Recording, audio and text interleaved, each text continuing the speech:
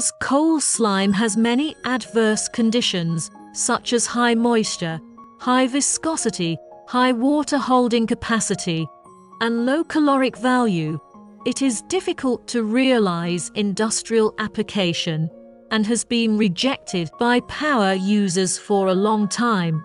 Coal slime ball press compress coal slime into balls to solve this problem. Here we introduce how to correctly operate the hydraulic control system of coal slime ball press. Hydraulic system is one of the main parts of the ball press, mainly to ensure the forming pressure and overload protection role. Among them, the basic circuit is composed of solenoid valve, hydraulic cylinder, pipeline, speed control valve, cylinder, and other hydraulic system. The solenoid valve controls the on-off of the pressure liquid and the reversing of the actuator.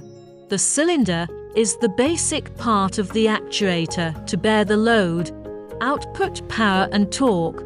The speed regulating valve of coal slime ball press is used to adjust the running speed of hydraulic cylinder to meet the requirements of different speed of load.